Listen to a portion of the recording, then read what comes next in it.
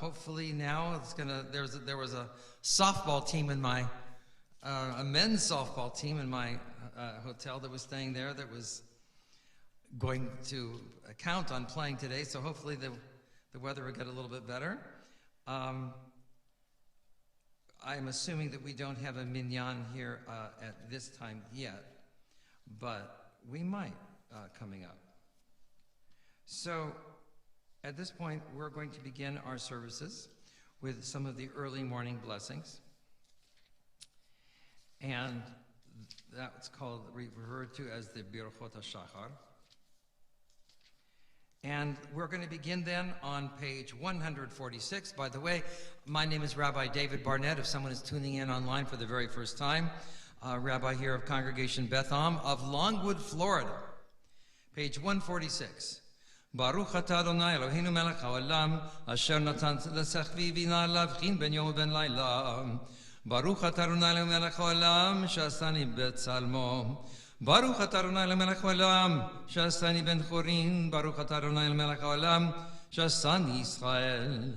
Baruch atah Adonai Eloheinu melech haolam, pokeach ivrim. Baruch atah Adonai Eloheinu melech haolam, malbish arumim. Baruch atah Adonai Eloheinu melech haolam, matir asurim. Baruch atah Adonai Eloheinu melech haolam, zokev kefufim. Baruch atah Adonai Eloheinu melech haolam, rokah haaretz al hamayim. Baruch atah Adonai melech haolam, shasani kol tzorki. Baruch atah Adonai melech haolam, asher ichid mitzad gaber. Baruch atah Adonai melech haolam, ozer Yisrael bigvura. Baruch atah Adonai melech haolam, oter Yisrael b'tifara. Baruch atah Adonai Eloheinu melech haolam, hanoten le'yayev koach. And please be seated. And we'll continue on page 148, taking a minute to just pray the beginning of the first paragraph there individually.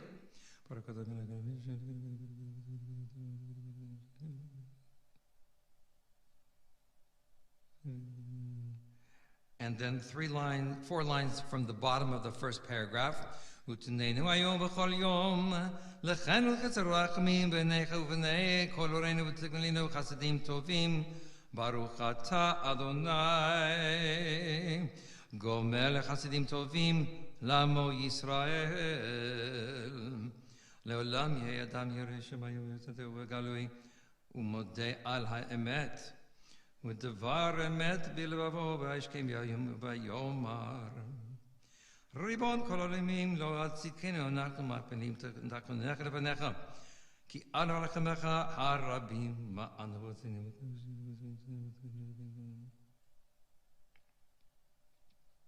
כי רוב עשיהם טובים מחייהם חבל לפניך ומותר האדם מן הבהמה אין כי הכל חבל אבל אנחנו עמך בני בריתך. page 150.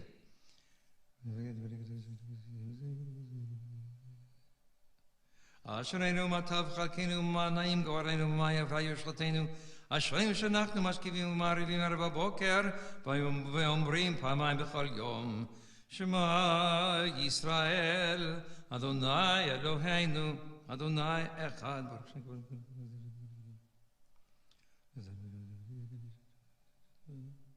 וישועתך תרים ותגביה את קרננו. ברוך אתה אדוני מקדש את שמך ברבים. And at this time, we will continue here with the, on page 152, 3 paragraphs down.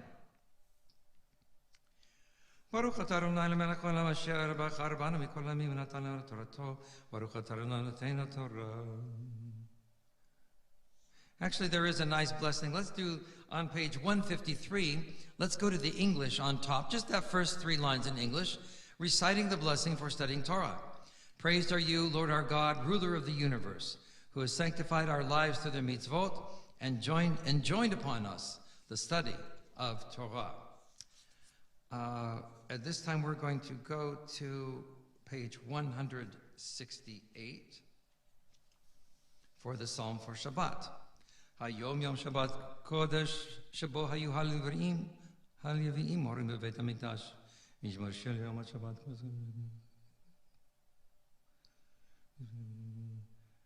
Sadi katama ivrach ke'erz balbunu niskesh tulim bevet Adonai b'chatschot eleni yafrichu odin u'v'sebad shenim ranim v'yu lagid ki yashar Adonai tzuri v'lo avlatabo.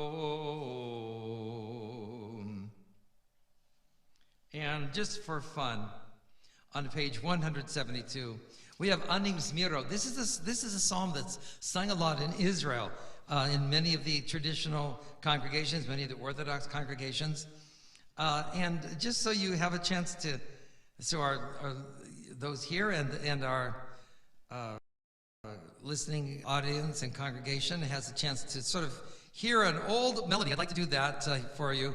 It's a fun melody. It goes, Anim Zmiro v'shirim erog Ki elecha nafshi tarog, nafshi chemda b'tzel yadecha ladat, kol rasodecha midei dabri b'chvodecha, umelibi el dodecha, al ken adaber b'cha nichbadot, v'shimcha achabed b'shirei yedidot. So it's a nice upbeat melody. I always loved it. And that is done in its entirety by many congregations in Israel. Nonetheless, you don't hear it too often here. Sometimes it's done actually, I remember it more at the end of the service, I think, in place of some of the ones that we do here, like Adon Olam and whatnot. Page 174, Mizmor Shir Chanukat Habayit LeDavid, a song of the dedication of the house. Adonai ki dilatani v'silmachta v'lo simachta vo'eli.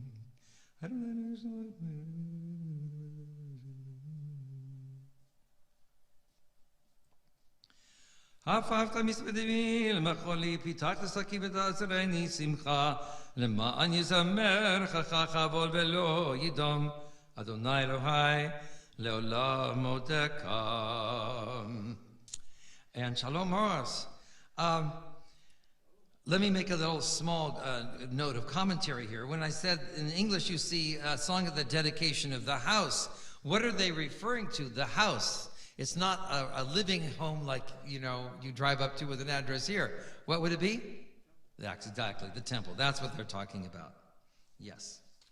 So that having been said, we're going to continue now on page 180 as we invite you to rise for Baruch Shamar. Baruch Shamar v'haya olam Baruch hu Baruch utzei b'rishi Baruch utzei Baruch gozer mekayim Baruch merchem ha'aretz Baruch merchem ha'lebeyo Baruch meshalem zchato v'reyav Baruch ha'ila'ad v'kayim l'netzach Baruch v'odei motzei Baruch shemo Baruch atah l'melech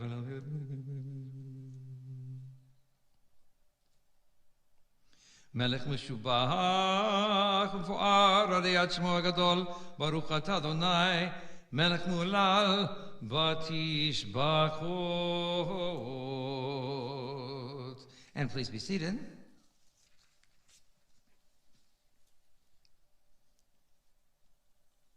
And let's do one psalm here in English right now on page 183 on the left. Let's read this responsively. The heavens declare the glory of God. The sky proclaims God's handiwork. Day after day, the word is uttered. Night after night, the knowledge is revealed. There is no speech, there are no words, yet their voice resounds to the very ends of the world. In the heavens, God has pitched a tent for the sun, which goes forth like a bridegroom from his chamber, like an athlete rejoicing to run the course. It sets out from one end of the sky and completes its circuit at the other end. Nothing is hidden from its warmth. The teaching of the Lord is perfect, reviving the spirit. The testimony of the Lord is trustworthy, teaching wisdom to the simple. The precepts of the Lord are just, rejoicing the heart. The commandment of the Lord is pure, enlightening the eyes. Reverence for the Lord is pure, enduring forever. Judgments of the Lord are true. They are altogether just. And we are continuing, page 183. They are more precious than gold, even purest gold. They are sweeter than honey, even drops of the honeycomb. Strives to observe them, for great is the reward in keeping them. Who can discern one's own errors? Hold me guiltless, O Lord, for unwitting sins. Also keep me from willful sins. May they have no control over me. Then shall I be blameless, clear of all transgressions. May the words of my mouth and the meditation of my heart find favor before you, my rock and my redeemer.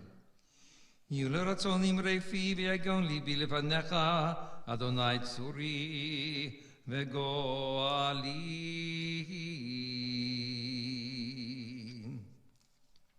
And at this time we're going to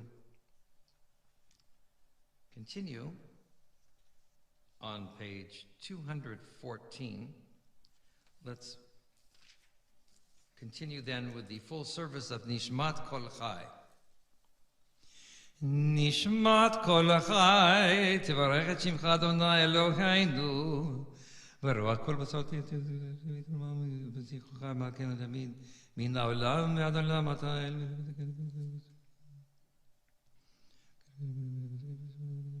לך לבדך אנחנו מודים, אילופינו מלא שיר הקיים. This is a very beautiful section on page 215 at the bottom that we often do in English here, because the English translation is really very beautiful and really, I think, captures the feeling, in my opinion, as close as can be done to the spirit and the actual literal meaning of the Hebrew as well. Page 215 at the bottom, if our mouths were filled with song as water fills the sea, and our tongues rang with your praise as tirelessly as the roaring waves, if our lips offered adoration as boundless as the sky, and our eyes shone in reverence as brightly as the sun, if our hands were spread in prayer as wide as eagle's wings, and our feet ran to serve you as swiftly as the deer, we would still be unable to thank you adequately for the smallest fraction of the numberless bounties you have bestowed upon our ancestors and upon us. Amen. ולברך את שמך על אחת מאלף אלף אלפי אלפים, וריבי רבות הפעמים הטובות שעשית עם אבותינו ועמנו. Page 216. ממצרים גאלתנו, ומדברים איתנו, ורהב שמתו וזוכר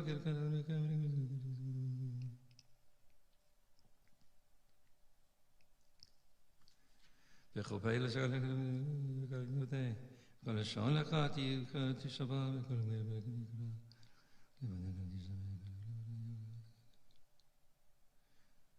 כל עצמותי תאמרנה, אדוני מי כמוך, מציל עוני מחזק ממנו ועוני ואביון מגוזלו. מי יתמלך ומי ישווה לך ומי יערוך לך, האל הגדול הגיבור ונורא, אל עליון קונה שמיים וארץ. נלכך נשבחך נבערך נברך את שם קודשך כאמור לדוד. ברכי נפשי את אדוני וכל קרבי את שם קודשו. האל בתעצמות עוזך הגדול בכבוד שמך, הגיבור לנצח ונורא בנורתך, המלך היושב על כיסא רם ונישא. And on page 218, momentarily, we will begin the formal Shacharit service. Now, in very large congregations, sometimes they have more than one cantor, 2, 3, sometimes even 4 cantors. So, but in the congregation where they would have, let's say at least 2, this would be the time where the person who did the first part of the service was usually what they would call a Baal Habayit, some congregational member, but not necessarily an ordained clergy person, would do the first part. And then the Chazan Sheni, the second cantor, would come in for the Shacharit, and they reserve the Chazan Rishon, the honors for the head cantor, for the Musaf service. So in as much as I'm sort of doing all 3 here today, I'll sort of symbolically jump over here and put on the cantor's hat there. They wear a hat almost like a kippah, very much like Morris is wearing there, the traditional chazan. You know, that's the Yemenite style, but it's a traditional chazan in Western European as well. So often they wear the white one, especially on Yom Kippur, of course. So we will continue with Shochein Ad, the formal beginning of the Shacharit service, page 218. Shochein Ad Marom Vekadosh Shemo Vechatuv Ranu Tzadikim Badonai Laisharim Navati Lam Befisharim Titalal Uvdivrei Tzadikim Titbarach Uvilshon Chasidim Titromam Uvekerev Kedoshim Titkadash Makalot Rovot Amcha Beit Yisrael בירני פרשים חמלכנו בכל דור ודור שכן חובת כל היצורים לפניך אדוני אלוהינו ולאבותינו להודות, להלל, לשבח, לבאר, לרומם, להדר, לברך, להקלס על כל דברי שירו ותשבחות. דוד בן ישי עבדך משיחך ישתבח שמך לעד מלכנו האל המלך הגדול והקדוש בשמיים וארץ כי לך נער ברכות והודעות מעתה ועד עולם ברוך אתה אדוני מלך גדול ותשבחות אל ההודעות אדון הנפלאות הבוחר בשירי זמרה מלך אל חיי העולמים.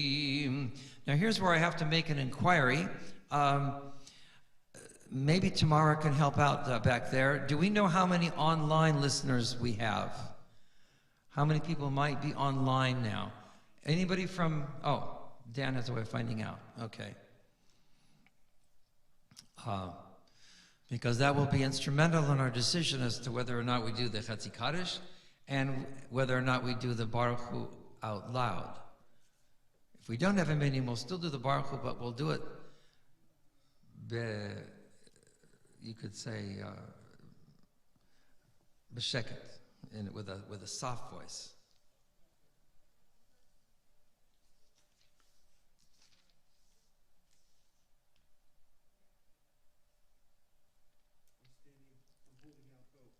Yes, okay. There's no prohibition against standing.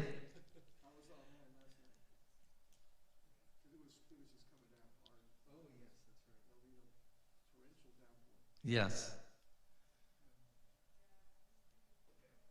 I was fortunate in that even though there was torrential downpour yesterday in Boynton Beach, I didn't hit too much of the torrential downpour on my way up. Yeah, that was fortunate. We have one online. Okay. Well, bravo for the power of one. However, it doesn't quite make it here. It's not the laws for the minyanim are not the same as in horseshoes. So we can't quite even stretch that, but thanks for checking there, Dan. One, we have to do a little better than that maybe for people, encourage more people to tune in, because that will be important. For example, it's still, earlier in the morning, but for the end of the service, for those who have Kaddish, which is actually, Greg, you're saying for your mother. It's actually my mother-in-law. Okay. Okay, fine. Yes, okay. So, I looked at it and said, it doesn't look right. But yeah, that's all right. Okay, so it's mother-in-law. Okay, we're going to have to correct that. Yeah. Okay. Well, in the meantime, we'll invite everyone, nonetheless, to rise, and we'll have the Baruch Hu, individually. And we can say the blessing after the Baruch Hu. Baruch atah Adonai Eloheinu melech haolam yotzer or v'rei choshech osei shalom. And please be seated. We continue page 226. Hakol yiducha v'kol yishabechucha v'kol yomru en kadosh kadonai.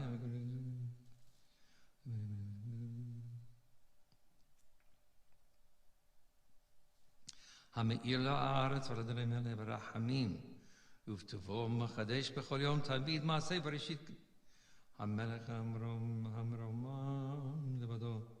מאז משובח ומפאר מתנשא מימות עולם. אלוהי עולם, ברחמך הרבים רחם עלינו, אדון עוזנו, צור משכבנו, מגן נשענו, משכב עדינו, אין כערכך ואין צורתך, אפס בלתך ומי דומה לך. אין כערכך אדוני אלוהינו בעולם הזה, ואין צורתך מלכנו לחיי העולם הבא, אפס בלתך גאולנו לימות המשיח, ואין דומה לך מושיענו לתחיית המתים. And we'll do on page 228, let's do the first stanza, and then the last stanza coming in there from Pe'er V'Chavod. So here's a melody we have done before. It's an old Western European Ashkenazic melody. So the accents are different. It's on the penultimate syllable rather than the ultimate syllable. I think we had a discussion with Greg on that once there. So, but it's fun melody anyway. Let's go ahead and do it.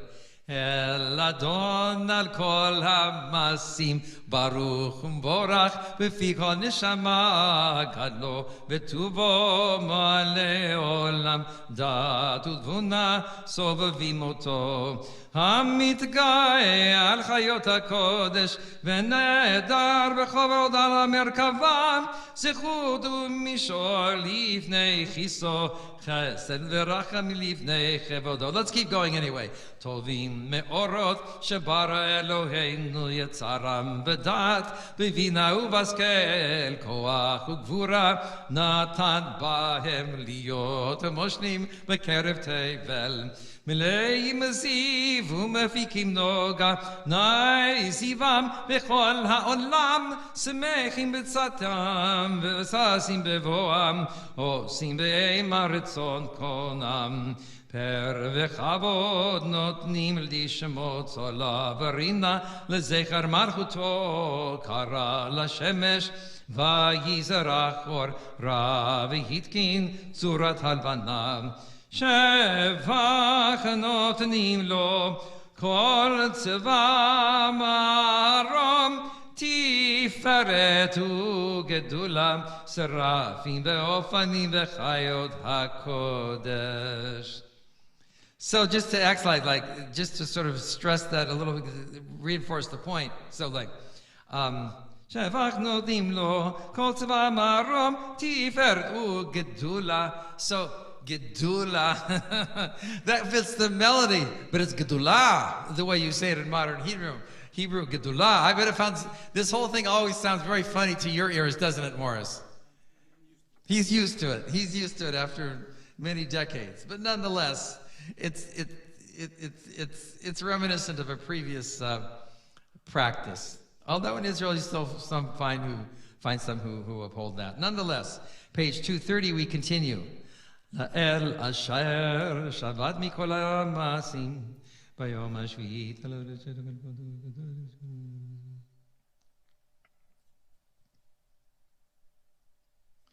ועל מורה שעשית יברכוך סלם. Because it's not a weekday, we will skip page 232 and continue on 234, page 234. תתברך צורנו. תתברך צורנו מלכנו וגואלנו בורא קדושים ישתבח שמך לעולם מלכנו.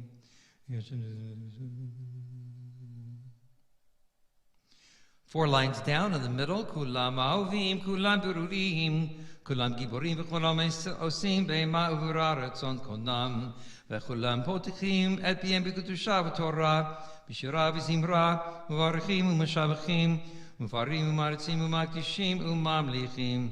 את שם האל המלך הגדול, הגיבור והנורא, קדוש הוא. וכולם מקבלים עליהם על מלכות שמיים זה מזה, ונותנים רשות זה לזה להקדיש רוצחם, בנחת רוח וצבא ורוע ונימה, קדושה, כולם כאחד עונים ואומרים ביראה, קדוש, קדוש, קדוש, אדוני צבאות, מלוך על הארץ כבודו. והאובנים וחיות הקודש, ברעש גדול מתנסים למצרפים, למותם משבחים ואומרים, ברוך כבוד אדוני ממקומו. So before we leave this page, just a pedagogical note. You notice that before, I want people to be aware of this. So before, we were in the regular straight minor key. La la la la la, Baruch atah Adonai, Eloheinu melech haolam, la la la la la la la. Right? So that was that mode. But when we come down to this page, La la la la la la la la la la la. So I explained this is the Hava Nagila mode to children. Hava Nagila, Hava Nagila, Hava Nagila v'nismecha. So that's our modal framework that we continue now for the rest of Shacharit. Unless you have a special melody that takes place and overrides the nusach, and that's how we can explain it. So page 236. And if you go below the scale that I just did, it sounds like this. Le'el baruch nimot niteinu, le'melech el chai v'kayam.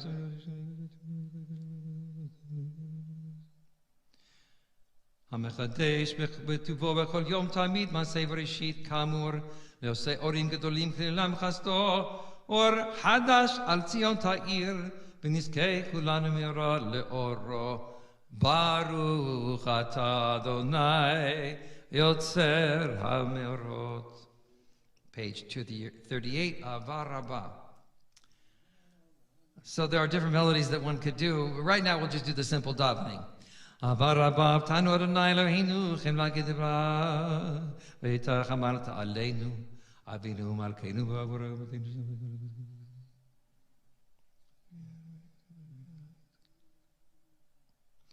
Ve'areinu B'Toratecha V'Adabek Libeinu V'Mitzvotecha, V'Yachel V'Avenu La'ava Yira Et Shmecha, V'Lo Nevosh Le'olam Va'ed, Ki V'Shem Kodshecha Gadol V'Anora Batachnu Nagila V'Nismecha, and on page 240, question.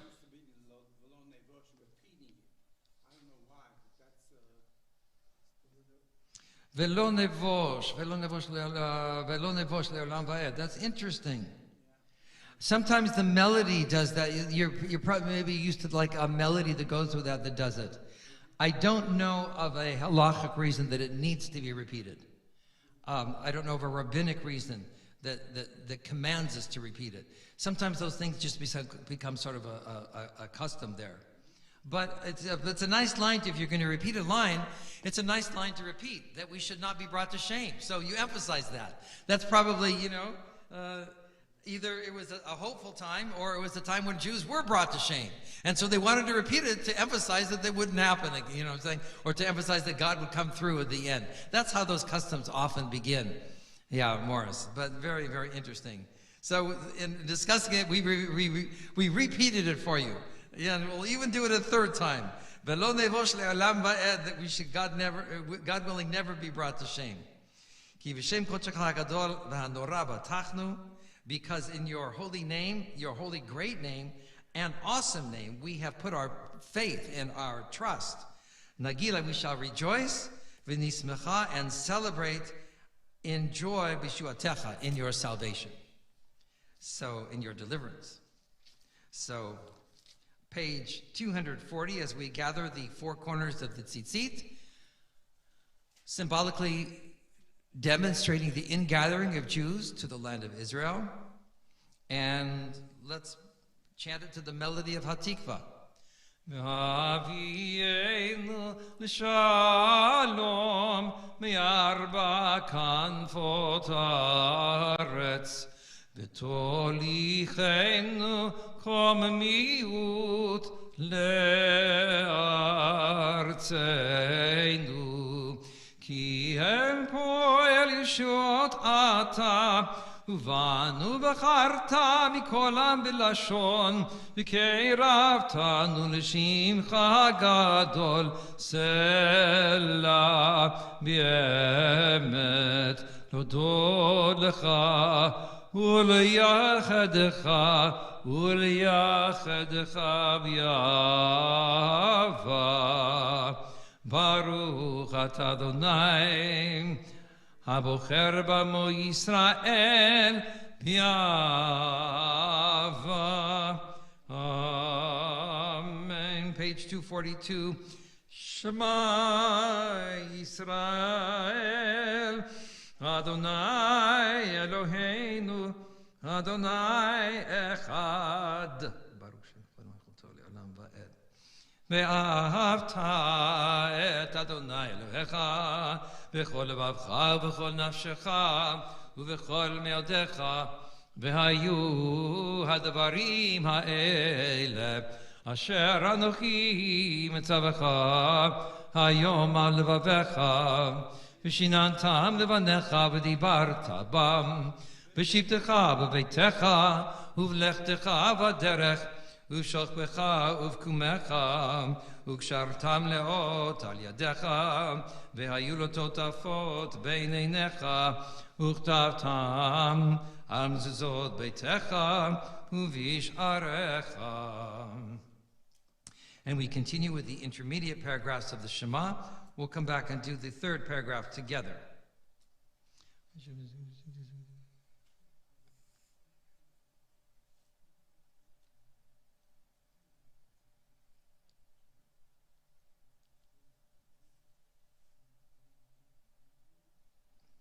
למען ירבו ימיך וימי ונקם על האדמה אשר נשבע אדוני לאבותיכם לתת להם, כי מהשמיים הארץ.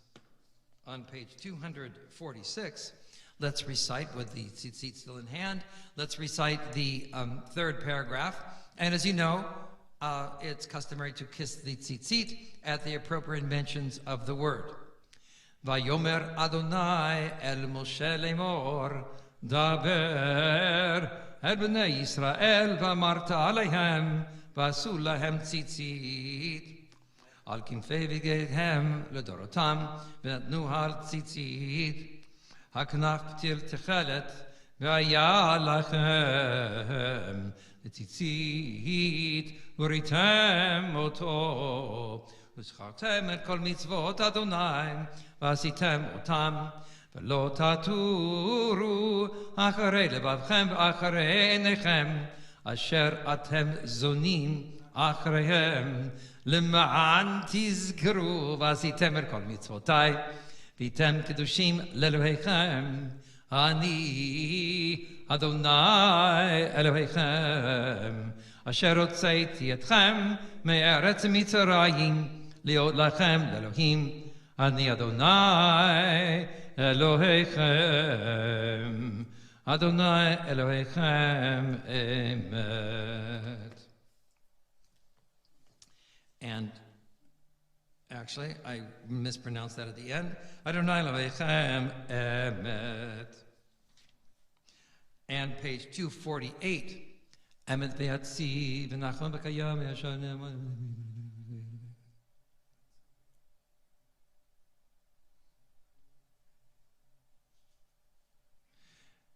On page 248, 3 lines down. Emet Elohei Olam Malkeinu Tzu Yaakov Magen Yish'enu Lador Vador Hu Kayam U'Shmo Kayam V'Chiso Nachon U'Malchuto V'Emreto La'ad Kayamet U'Tavarav Chaim V'Nevekayim V'Nevim V'Nechmadim La'ad Al-Merahim Al Avotenu V'Aleinu V'Al Baneinu V'Al Baneinu V'Al Dorotenu V'Al Dorot Zera Yisrael Avadecha Al Yishanim V'Al אמת שאתה הוא אדוני אלוהינו ואלוהי אבותינו, מלכנו מלך אבותינו, גואלנו גואל אבותינו, יוצרנו צור ישועתנו, פודינו ומצידנו מעולם שמך, אין אלוהים זולתך, עזרת אבותינו אתה ומעולם. Page 250.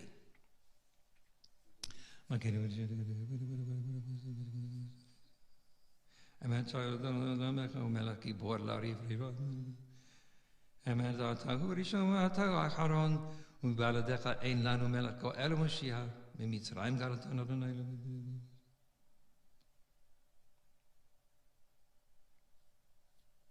על זאת שיבחו האהובים ורמו אל, ונתנו ידידים זמור.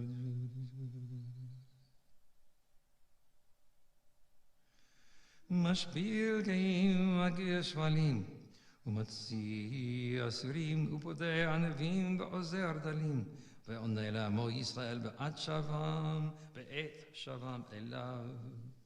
Page 252. תילולל עליון ברוך ומבורך, משה בני ישראל, לכנו שירה בשמחה רבה, ויאמרו כולם, מי כמוך, באלים אדוני, מי כמוך, נהדר בקודש, נורא תהילות, עושי פלא.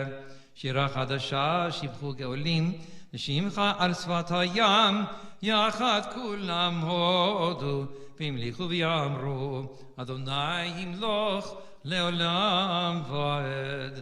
צור ישראל, קומה בעזרת ישראל, ובטחנו בך יהודה וישראל. גואלנו, אדוני צבאות שמו, קדוש ישראל, ברוך אתה אדוני, גל ישראל. And now we do rise and face eastward because it's the Amidah. However, we don't do the Heiche Kedusha form because at this point, I believe we still will not have a minyan. So we have our individual prayers for the Shachrit Amidah beginning on page 255.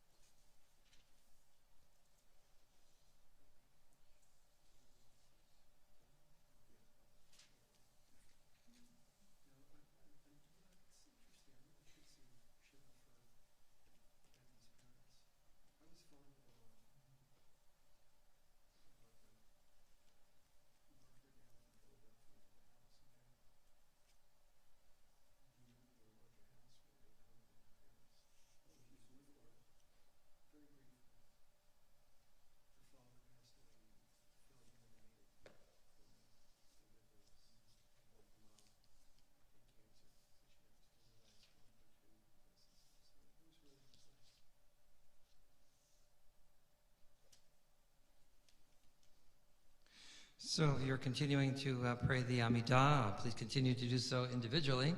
I think we'll transition at this time, pretend like we're in the middle of the Torah reading. We are in Parasha Toldot this week. Basically, as I mentioned last night, we read of the birth of Jacob and Esau as twins.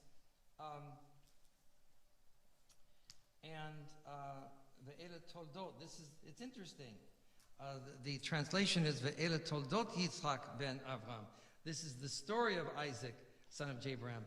But when we think of the word, we are really associate immediately with the story itself, namely the idea of the twins. So let's say the blessing for those who were ill at this time, and we'll chant the first. We will chant the first section from the Debbie Friedman song, which is which is at the end of the back page of most of the Sidurim, pasted on. And then we'll mention those who are ill and then conclude with the final stanza.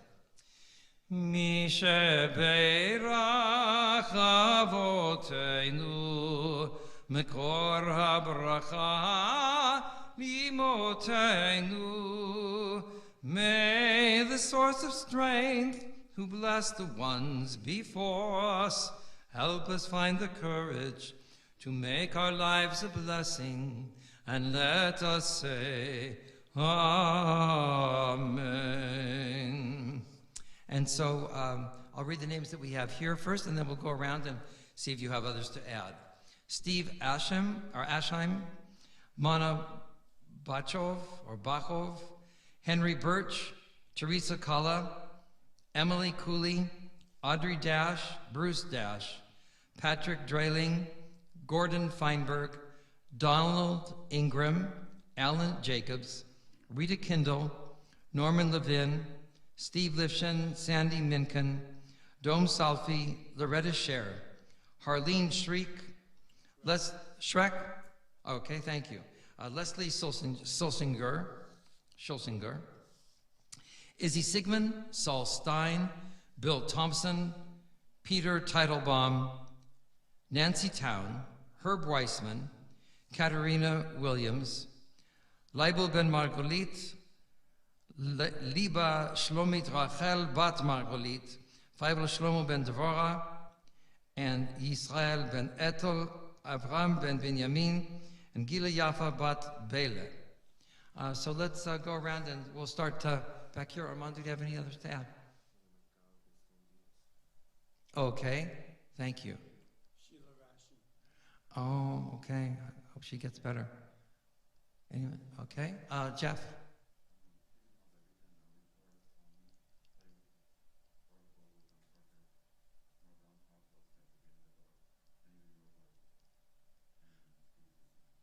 Okay, thank you. Greg? Sawyer Bartel. Okay. Mark, do you have any? Okay. Sarah Bat Yosefina, Dvorah Bat Yosefina Vesara, Rocha Sarah Bat Leah. Any others? Final call? Let's go to the final stanza then. Mi shebeirach imotenu mekor habracha lavotenu. Bless those in need of healing with refuah shlema, the renewal of body, the renewal of spirit, and let us say, Amen.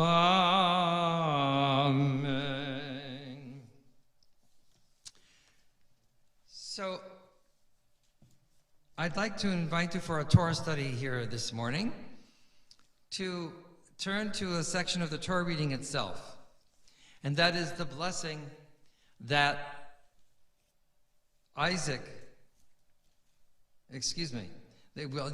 Isaac gives to Jacob. Now, Jacob has pulled a little trick, a little shenanigans on his father Isaac. I want to point out a couple of things here that give us a sense of the setting. If you turn to page 153 for just a moment, what does the first sentence say?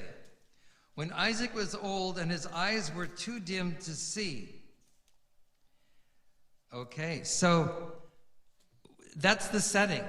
Isaac is very elderly, and even worse off, he's not able to see.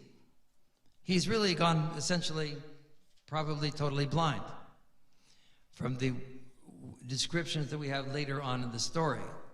Because certainly in stature, Jacob and Esau were probably, different. They certainly looked different, right? So, because Jacob was the favorite of Rebekah,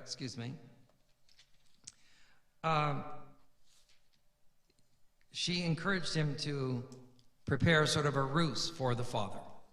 And he was going to put on the clothes of Esau, his brother, and he was going to prepare some of his special foods.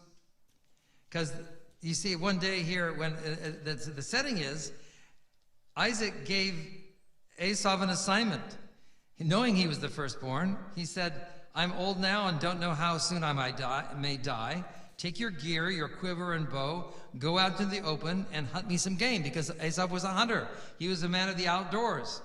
Then prepare a dish for me, bring it to me to eat, so that I will then give you my most innermost blessing. In other words, he will be physically satiated from the good food, because I'm sure it tasted really good, and then he would be in a good mood to give his son the blessing of the firstborn. After all, Esau was the firstborn. However, he had sold his birthright previously, when he had come in on a previous day, exhausted, ready to faint, and Jacob really extracted in exchange for giving him some of the red porridge, which maybe prevented him from fainting at that point. Jacob had him swear that he would sell the birthright.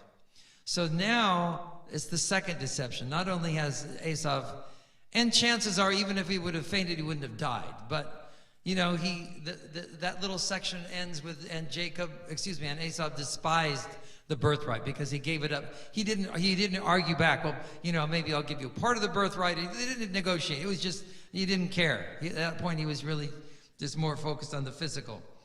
And so that he had already sold. So now it comes from the blessing of the firstborn here. And as we read this today, I want you to pay special attention to how seriously they took this. Right? That's what I want you to read this through this lens. If you've never read it that way before, I want to encourage us to read it that way today, because it gives a different insight entirely when you look at it from that perspective. So it's sort of a story here. Okay? So Rebekah had been listening. She encourages then Jacob to go out and bring his brother's clothes to his mother. Then she's also asking him to go to the flock and fetch me 2 choice kids. So he's going to make him a dish with your father. So it's going to be lamb stew.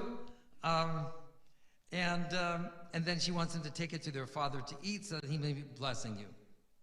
And says, but look, my brother is hairy-skinned and I'm very smooth-skinned. So she has him wear some special basically things covering his hands, and taking his brother's clothes and putting special things around his face, the hairless part of his neck, so he'll smell like he was carrying the lambs basically on his shoulders. That's how they would carry the animals sometimes. They would just put the legs and wrap around the neck. It's like a neck. It's easier to distribute the weight as you're walking 20 miles. So they would just, it would be natural for the smell to be on that part of his neck. So that's what Jacob did. And then prepared the dish. She covered his hands and the hairless part of his neck with the skins of the kids. And then he goes to his father. So that brings us to page 155, verse 18. And I would invite normally one of you as the congregants to read a section, but because it wouldn't be heard over the live streaming, I'm just going to read this section here. So he goes to his father and he says, Father, Now, the Hebrew is very, very interesting. Vayavo el aviv, vayomer, avi, my father, vayomer, hineni, or actually, hineni. It's really, the stress is on this, it's not a long A, but it's hineni, you might say, hineni. The point is, where do we hear that famously before? Where? That's correct. So here you have, by this linguistic repetition of the same word, right? Father calling son, right? In the book of, actually God calling Abraham, and Abraham, yes, and Abraham responding hineni. Now what you do is you have the son calling the father, and the father responding with the same word, right? But it shows, what does it show us? By so here I'd like to teach a rabbinic principle. The rabbis call this smichut parshiot. What does that mean? That means, smichut means you put together two different portions, right? The portion that we have earlier when God calling Abraham is lech lecha, right? And here it's several portions later. But because of the linguistic repetition, it becomes part of one explication, one rabbinic teaching. And it's a rabbinic principle of explication, of deciding how to interpret verses. It's called smichut parshiot, putting the portions together, and they usually, almost always will have a linguistic connection between the two. So that's what's happening here, except it's in reverse. The son here is calling the father, right? The son is calling the father. And it'd be interesting also to check back, it would be interesting to check back in Vayera,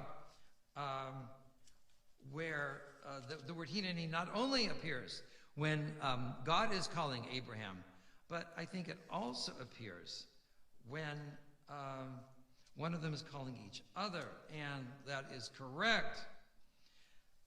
Just for a minute, let's go back. This is very interesting. This is the way we used to study Torah when we were in rabbinical school. So keep your fingers on page 155. Keep a place mark there.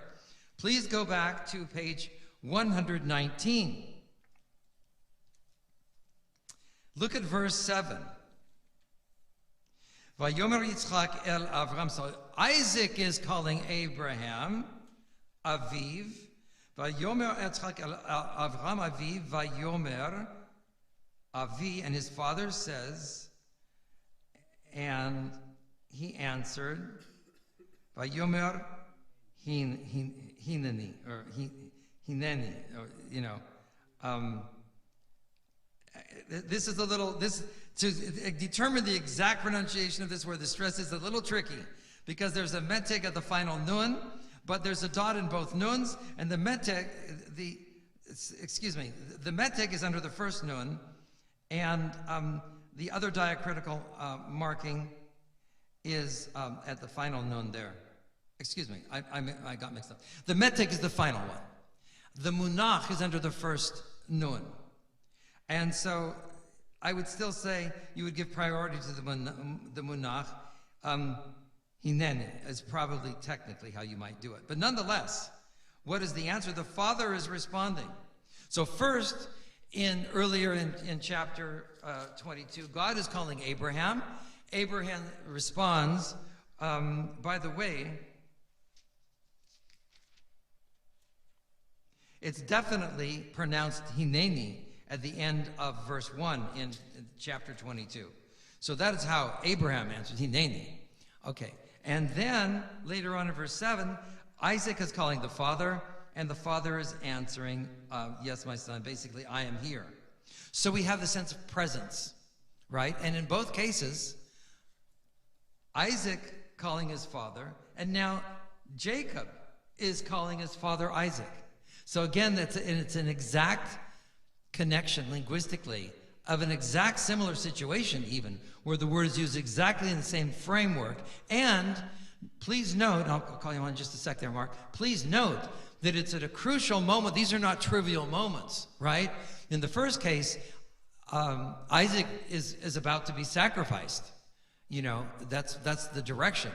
And you remember earlier we were talking about different interpretations. Sometimes the text says indicates he might have been a young boy, but there are interpretations that he was a 37-year-old man. Another rabbinic opinion, but that's no light moment. Here now, Jacob is going to trick Isaac by virtue of his failing vision, which has the parallel, maybe a failing moral vision as well, of leadership with this one. He's going to trick his father into getting this crucial first blessing of the firstborn. It's a big deal in earlier in chapter 22 when Isaac is about to be sacrificed, and it's a big deal here. And the connecting link is the concept of transmission itself from one generation to another. Obviously, if Isaac would not have been able to survive, you wouldn't have the biological transmission, and you could not have, therefore, the spiritual one. Consequently, also here, you may have a biological transmission, but the spiritual one is the one that Rebecca was concerned about as Isaac's wife at this point. Mark, you had a question.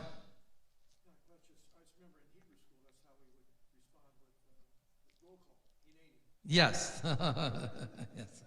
Yes. Okay, very good. Hineni, very good. So, Isaac here.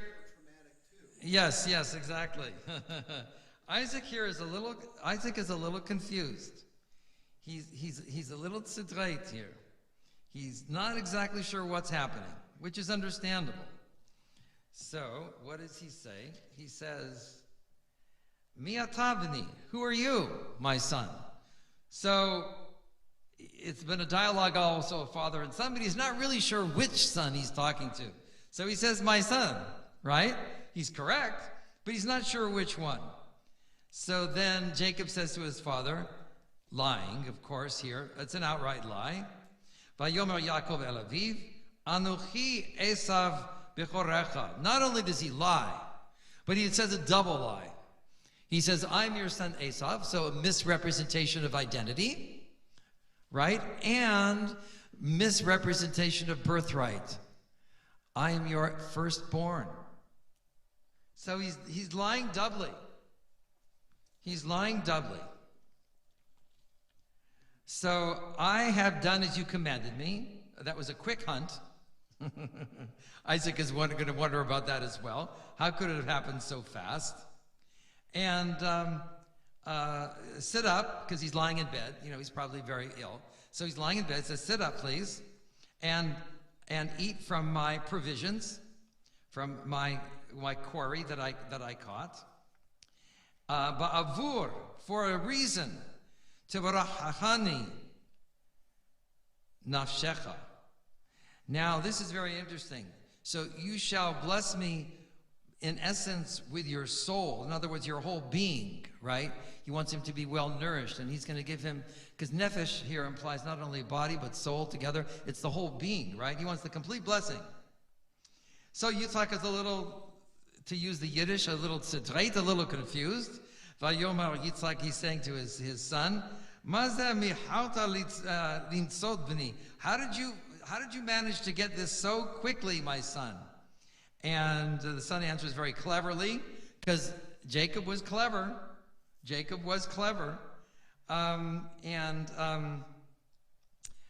He said, basically, the good fortune was given to me by God.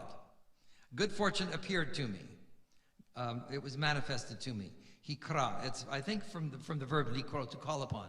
So it's the reverse here, the causative. God caused good fortune to fall upon me. So what can the father say? Well, he's a little suspicious. He's just a little wary. He's aware of his inability. Isaac is aware of his we're going to use the politically correct word. Isaac is aware of his impairment. Isaac is aware of his impairment here. So he wants to sort of take things a step further. And he says to Jacob, Shuna v'amushcha, and come to me close, Gshana v'amushcha. Come close to me that I may feel you, my son. And whether you, ha'ata, now the word, the letter hey, ha'ata zebni, the letter hey can function as a grammatical indication of a question in Hebrew. In addition, like haya, that means the boy. But in front of a noun also, it can grammatically single a question. So ha'ata zebni, Esav, if you are really my son Esav, imlo, or not, right? So Jacob draws himself closer to Isaac, his father, and he is felt by him. And then the father says something, a very, very famous line. The father is confused, and rightly so. At best, he's confused. Well, let's just say, at worst, he's confused. At best, he's sort of going along with I don't know which way you say best or worst in this, with Rebecca's ruse. Maybe he realizes he's being tricked a little bit, but maybe he's going along with it. I don't know. So he says something that has a double meaning here. It could be interpreted either way. He recognizes that something is definitely fishy, right? Something is definitely fishy here, right? Hakol kol Yaakov, hayadayim yedei Esav. The voice is the voice of Jacob, because it didn't say, the text does not tell us that his hearing is impaired. The text tells us that his sight is impaired. And he recognizes the voice as the voice of Jacob. But the hairy hands are the hands of Esav. So this is a very famous sentence, used to be one of the famous sentences that one of my study mates in rabbinical school, who was born in Israel and knew the Bible very, very closely. This is one of his favorite phrases as well. Hakol kol Yaakov hayadayim yedei Esav. And every once in a while, you'll be able to apply it to a situation. One thing not matching another. You could take this biblical line and apply it to a situation. And then he says, it's very interesting. You see, the text tells us that Isaac is really just sort of disturbed here on a fundamental level. Velo ikiru, actually, velo ikiro, and he didn't recognize him. Kayu yedav kedei Esav achiv, excuse me, vayu edav kedei Esav achiv sorot, because there were the hairy hands of his brother. So he was confused, but he still was going to be blessing him. He says, so he still was at this point a step away from the final blessing. But he has a final suspicion. He says, "Vayomer atazeh b'ni Esav." Are you really my son, Esav? He's, pretend like we're having a Mark David's inner dialogue here, right?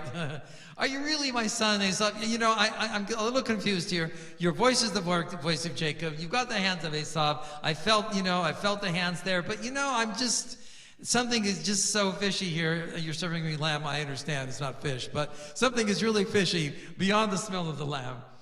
And it's, I just can't handle it. That was, I'm still perplexed. And before I make a big deal about making perhaps what is potentially a huge error or a huge turn of fate for you as opposed to your brother, let's just slow it down a final moment. So that would be I don't know if Mark Davids is going to see this, but that would be my honor to Mark Davids here in the way of, he did a masterful job with that play, and this is what the rabbis did. In other words, I'm sort of doing this in the spirit of the rabbis a la Mark Davids, right, with the colloquial English, right? Let's just slow it down just a little bit. I don't want to, this is a big deal. I don't want to make a mistake that I would ever regret. So let me say that I can have at least an honest front of having at least a double check. The first check was to actually, feel your hands. But because of your voice, it sounds pretty much like Jacob to me. So I really need this double check. So I want to smell your neck, basically. Let me smell you more, right? Let me come closer, right? So let's check this out. Serve me my son's game that it might give you. Now this is very interesting. Vayomer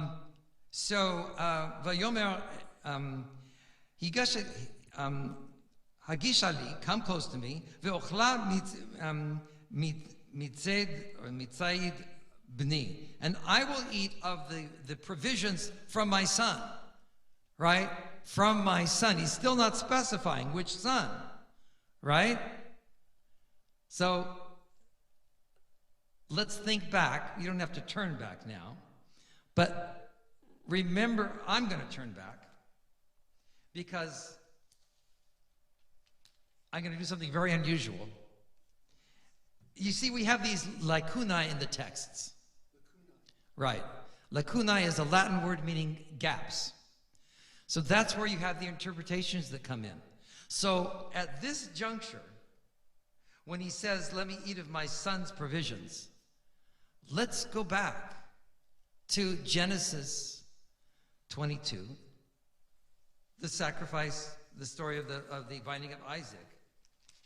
And let me chant in the trope for the high holidays. And reminisce here and sort of and talk about the interpretation of how how Abraham was sort of dialoguing with God according to the explication of the rabbis, and how there's ambiguity there as well. And you'll see that there's a similarity even in the nature of the gaps between the texts. Here again, he's asking for he's saying, let me eat my son's game, but he's not saying which son, right? So, let me go back here, get in the high holiday mood. If you want to follow, you can. Page 117, chapter 22.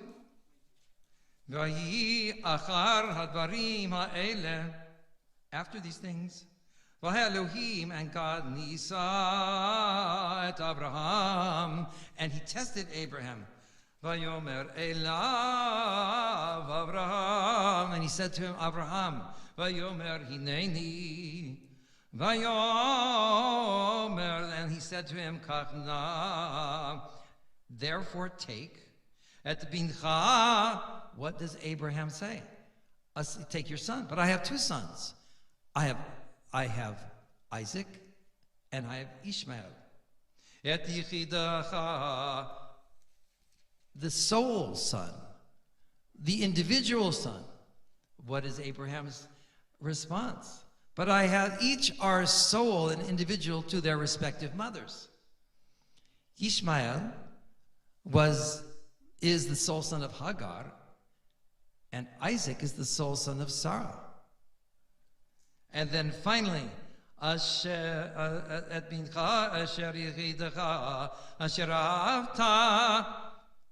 that which you love. But I love them both. They're both my flesh and blood. Finally, et Yitzchak, final is determined that it's Yitzchak. So now you see, you narrow it down through each of the gaps in the text to the final solution. And that's why the rabbis say, that's a prime example of where the rabbis say there's nothing superfluous in Torah. That everything is said with a meaning and a purpose, and if you don't know what it is, it's because you haven't dug deep enough to find out and discover that meaning. So now we are back on page 156. Let me eat of my son's game, that I may give you my innermost blessing. Okay? Again, it's this innermost blessing, the blessing of my soul. Nafshi. It's like the big deal. So he served him, and he drank, presumably wine. And then we are now on verse 26. And he says, and his son, and then his father, Isaac, said to him, so come close and kiss me, my son. In other words, okay, so I've seen that, I felt your hands, but I want to feel your lips. I want to feel your face against mine. I want you to be so close that we're really close, like Italian style, right there. I want you to kiss me. Let's just see, because not only did he probably had a beard and a little scratchy kind of face, all right? Vayigash vayishaklo, and he kissed him. And as we said earlier, he smelled his clothes, because he had 2 senses. We have 5 senses, right? So Isaac was impaired in his vision. But what's another sense? We said that he had a sense of touch, right? And he had a sense of hearing. But what other sense now is Isaac relying on? The sense of smell. The sense of smell here. So out of his 5 senses, obviously he's not going to taste, right? The smell is related to the taste, right? Right? So he's not going to do the tasting, but the smell, right? And he smelled his clothes and blessed him. So he says, Vayarach et reach begadav. He smelled the scent, the odor, or the scent, really, we'll use that, of his clothes. Vayarachehu. And he blessed him. So he gave him sort of a pre-blessing. This is not the main blessing. We're going to come to the main blessing with all of its fascination in just a minute. But this is like a pre-blessing. He said, "Oh, bless you, my son," right? This is the smell of my son, right? This is the smell of my son. That is like the smell of the fields. So I know that you really are either putting on a great show, despite my hesitations. He says, put it this way, I know you are authentically Esau because I verified it with 3 of my senses, or there's something else going on that I can't necessarily see, right? Because he can't see it. So he can't see it physically, but also he can't see it from a moral perspective. He can't see it clearly, okay? He can't understand it clearly, okay?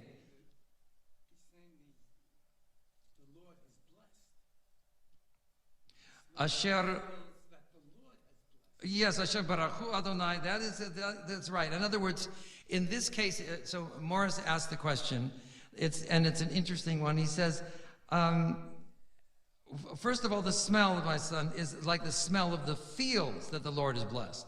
So here, the blessing of the Lord is talking about the blessing of the fields. That God has created the world with its natural sense and order. This is not the blessing referred to. First I thought, and we both did, I think, that we might have been referring to the blessing for the son, right? For Jacob. No. This is the fact that this is referring here to the smell is the smell of Esau, which is the smell of the fields, which is part of God's creation and therefore blessed. That's how I would interpret that. And then comes the heavy-duty blessing. He's calling upon. By the way, so let me retrace part of my thinking there, along with the implication of what Morris was saying. My first thought was that God is funneling this blessing through Isaac, and indeed that's what appears to be happening in the next verse anyway. But I think that the idea of the scent of the fields refers really to that blessing of God's through creation itself. So he gives God's Elohim. He's calling upon God to give him Mitala Shamayim, the dew of the heaven, Ushmane ha'aras, and the fat of the earth, abundance of new grain and wine. Now here's the big one. Yavducha amim, nations will serve you. V'yishtachavu lecha le'omim, and nations will bow to you. So people and nations will serve you in servitude, and they will honor, they will bow down to you. And you will be master over your brothers. And your sons, the sons of your mother's sons, in other words, your brothers, will bow down to you. This is God's blessing now. And those brothers better not fool with this final pronouncement. They better not do a Roman kind of trick and kill them or bring harm to the brothers. Why? Let's take a look at the final stanza there. And you have to understand, this is a biblical mindset. It's not just someone, saying, sticks and stones may break my bones, and knaves may never hurt me, and in a little nursery school modern rhyme. This is like them actually feeling and believing the word of God here. This is a big deal, right? This is not some little joke here, right? So,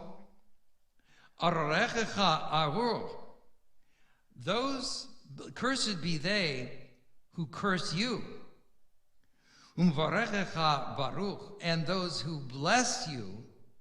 So let's break this down to Hebrew. This is the little you could say appetizer for what we do in the Hebrew class coming up, part 2. So aror, the root for curse is aleph resh resh. Arorecha or arorecha. So the cha at the end is a possessive particle. So your cursors is really the way that would be literally translated. Your cursors. Do you follow that? Arorecha is your cursors. Arur. Now you have the passive sense. It's the nif'al form. It's the state of being of the cursors. Those who curse you, from the particle chad, your cursors, arur, are in a state of being cursed. That's horrible. Because they believe in these divine curses, right? Umvarechecha baruch. Excuse me. Umvarachecha. And those blessing you are in a state of blessedness.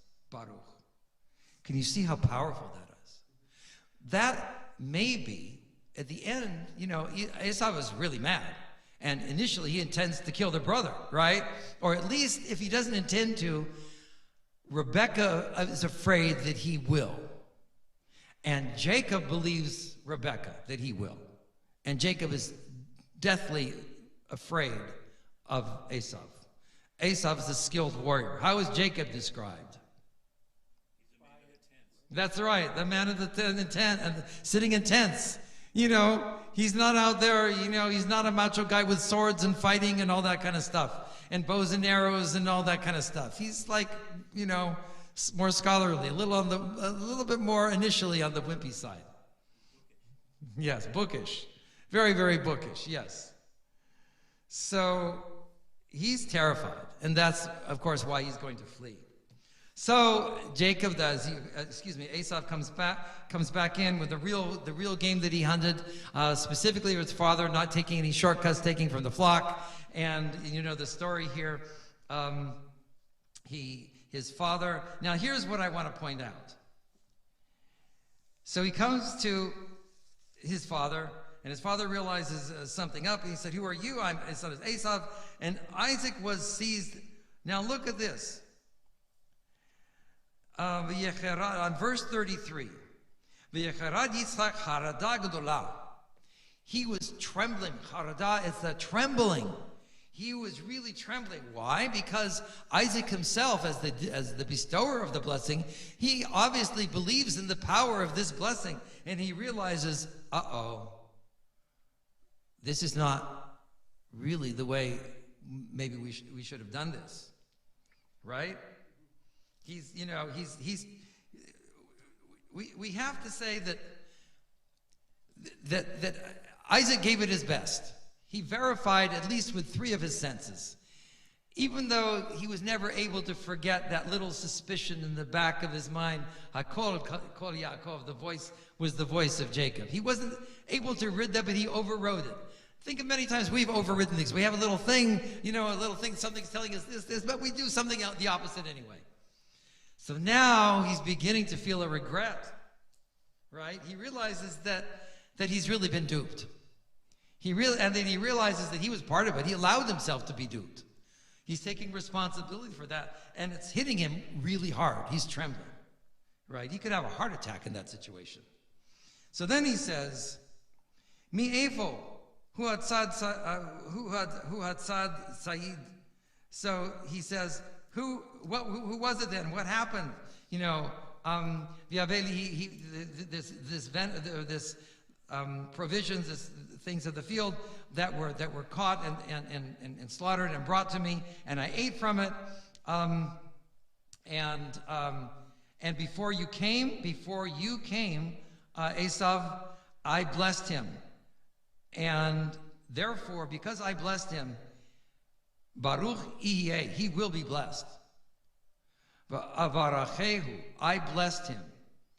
Gam, and therefore, because of that, by virtue of that, unalterably because of that, all is in the word gam, as a consequential result, gam, Baruch Ihyeh, it's the future tense. Also, as an inevitable, unalterable, consequential result, he will be blessed. No doubt about it. Now listen, and this is where we see this story from a little bit different perspective. When Esau heard his father's words, right? The text, by the way, the Hebrew gives you something entirely different. Kishmo Esau et divrei aviv, when he heard his father's words, vayitzak tza'aka, he yelled, vayitzak tza'aka gdola, umara ad me'od. He screamed, he let out a yell, a big yell, a loud big yell, and bitter to the core. That's how I would translate. A wild and bitter sobbing. They try and do that in English. But it's a cry. It's not just sobbing, it's a cry, it's a tza'aka. It's a cry of anguish. It's very dramatic. Imagine someone yelling in anger and crying at the same time. Of great anguish. That's what it is. It's a great, great loud cry of anguish, of bitter anguish. And he says to my father, gam ani avi. Bless me also, Father. Right? And how does Isaac answer? Your brother came with guile and took away your blessing. And then Esau responds, was he then named Jacob because he might supplant me these two times? Remember we talked about the idea of grabbing onto the heel, ekev, as a supplanter.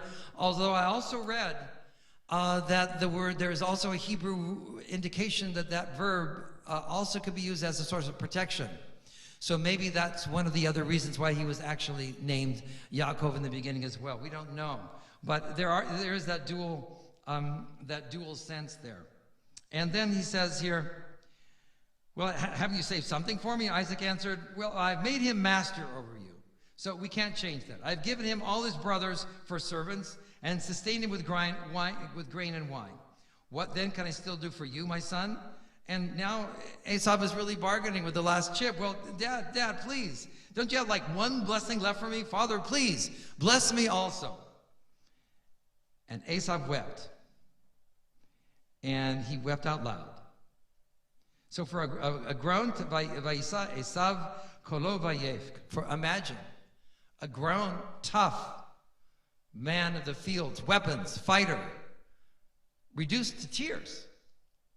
Doesn't happen very often, right? Very rare that would be happening, and yet it's happening here. So it's very, very dramatic. So Isaac answered, saying to him, and he gives him still a blessing, but not as special as Jacob received. See, your abode shall enjoy the fat of the earth, because he's a hunter. So he'll still be able to enjoy that. And the dew of the heavens above, no problem with that. Yet now he's also given a life sentence here. the path that you began of this toughness and this physicality, ignoring the spiritual, you're going to have to, that's going to be your lot for the future. Yet by your sword you shall live. Al harbecha tichiyeh. And ve'et achicha ta'avod. And you shall serve your brother. But when you grow restive, you can break from his neck, right? So you can separate yourself from him at some point. But he will technically always be your brother of reverence, to whom you have to acknowledge as morally superior and give homage to. And so that's what happens when they reconcile. In further portions coming up, Jacob is trembling. Jacob is very afraid, but he gives him gifts. And Esau, by that time, many years have passed. He's mellowed out a little bit. He's resigned to his fate. And he brings, what happens, does anyone remember from that point in the future when they have their reconciliation? How does it happen in terms of the layout of the situation? Does anyone remember? Going ahead, yes. I seem to remember Esau bringing, I don't know if it was like the people that worked for him or warriors, but that there were people with him. You're exactly correct. And I remember that, absolutely, Jacob was clearly, terrified. Didn't he also split? Yeah, he split his Yes. So for those listening on live, on stream here, let me say what Greg said. First he said, didn't he also, in fact, bring a contingent with him of armed warriors? And that is exactly true. I think the number might have even been like 300. And did not the story also say and specify that Jacob was so concerned about this and wanted to placate as much as possible, placate Esau as much as possible, that not only did he send gifts ahead, but he also, as a reserve contingent, so that some might survive in case it became a slaughterhouse, he split his camp into at least several parts, with the women and children protected more behind. So that's absolutely true. Esau was prepared, right? If Jacob had not been perhaps conciliatory in the way he was, and had Jacob not tried to assuage Esau's sense of loss of dignity, loss of pride, loss of macho, loss of family standing, loss of blessing, and all of these sins, had Jacob been arrogant instead of meek, the story could have turned out very, very differently. It could have been a real slaughter, because the fact that he came with his armed guards is very much a textual indication that he was prepared to have it go either way. And in the end, he has the power to slaughter them all, but he chooses the higher road not to. It was reminiscent of a story that I heard in connection with the Roman emperors. Someone was trying to persuade a Roman emperor not to kill someone, have them killed. And so, sometimes, and by the way, when they had the gladiators, it's a matter of, we have the thumbs up. Well, we don't really know which way it went. It may be backwards. This may have meant that you go ahead and kill them as opposed to this. But one way or the other, this meant the positive thing in our culture now. But one way or the other, the emperor would give a signal with his thumb. That having been said, it was said that, that someone was discussing with a person in that power. He said, yes, you obviously have the power to slaughter them, but as an even greater manifestation of that power, rather than do the expected, you also have the possibility of doing the unexpected, of doing it of forgiveness and allowance. And as such, under the circumstances, when everyone knows that you have their power, it even may make to have you seem greater in their eyes.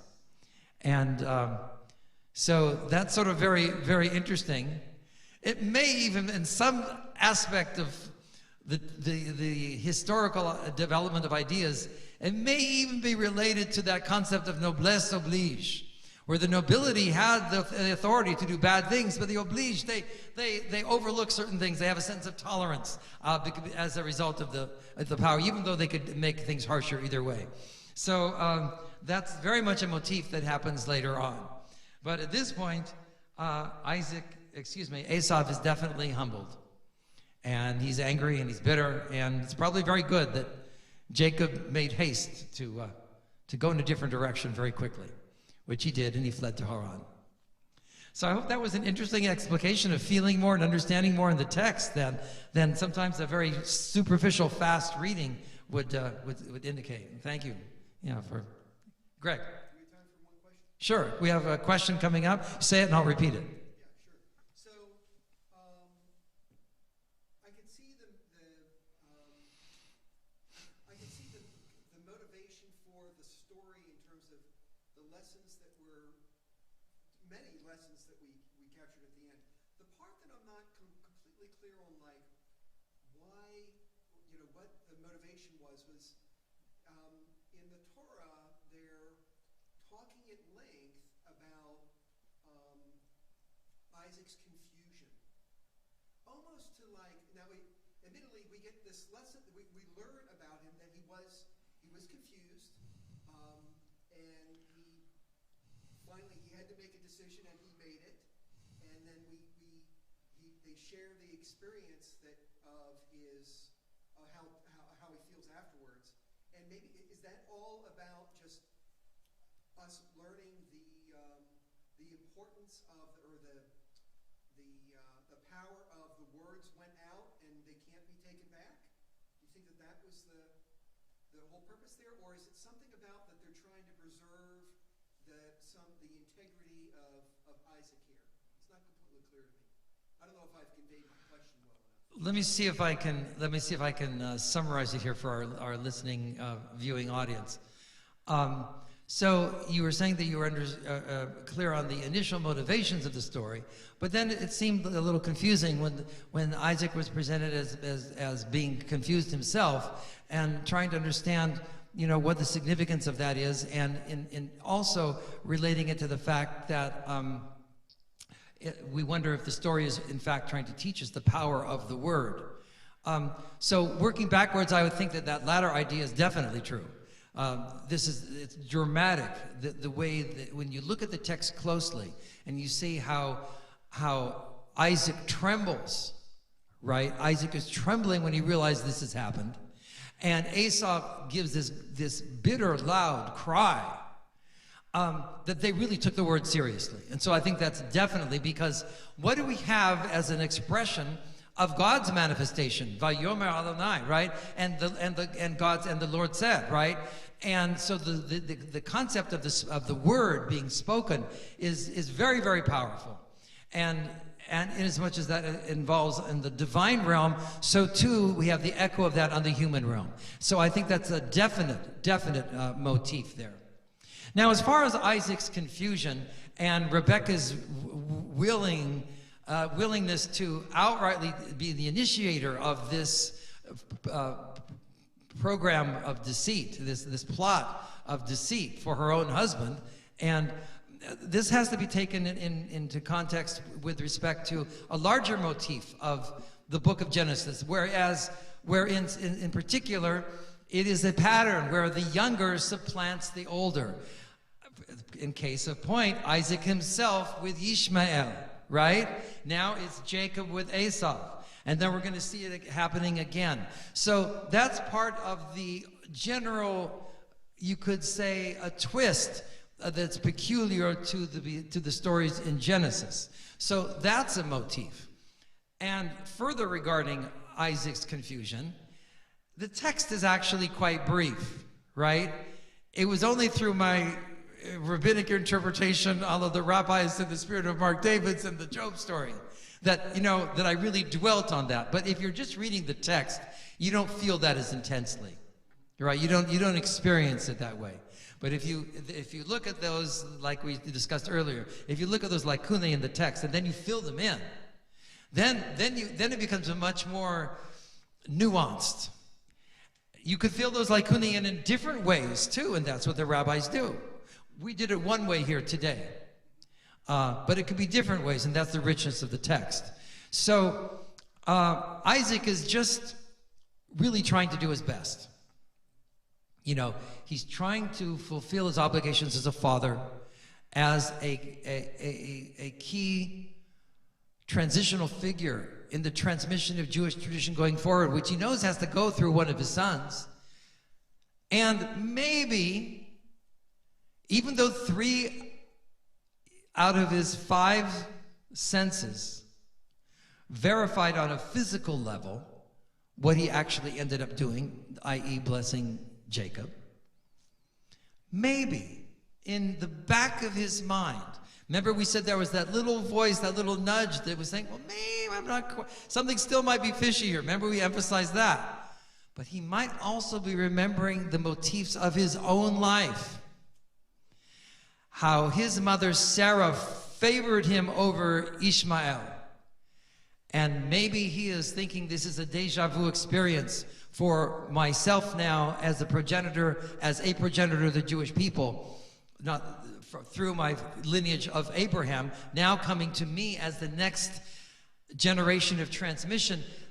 Maybe there's something to this because he remembers or was told the story of how God told Abraham to listen to his wife Sarah. So now he is doing that himself, in essence. If he feels this was on some level something not quite right, some trickery, he knows that his wife was behind it, right? He had to know, right? You know, there's some family secrets that just can't be, completely ignored. So maybe on some subliminal level, he also is feeling, well, I need to go forward with this. This is the situation, and it seems at least kosher on these levels. And I might be wrong, but he's saying maybe it's better that I might be wrong when I'm actively presented here with the situation than fail to give the blessings that I should to a firstborn. So it's very intricate. And it's very deep on many levels, and there are many different possible interpretations. That was a great, great question, Greg. Thank you. Did I do justice in summarizing that? Okay, great. Thank you. Morris. I feel you've been giving Isaac too much of a benefit of thought. If you go through the stories of Isaac, he was a weak man. Okay. Anytime you go through what happened with Isaac, he took not the best way out, but the easy way out. Or the passive way out, maybe. Yes. He just wasn't a fighter. Let me recap for our that's a very, so in the spirit of the rabbis, Morris brought up a very interesting alternative argument. The rabbis would call it devar acher, another speech, another viewpoint. And Morris's point was that we've been giving Isaac too many breaks here. That in point of fact, his demonstration of his character throughout his life was one of either weakness or passivity. For example, you didn't really hear him arguing with his dad when he was going to lose his own life, and I pointed that out when we were talking about that, especially if he was a 37-year-old man. He was, at that point, he was very accepting, perhaps, on a almost a stoic basis or a resigned basis of maybe his potential fate.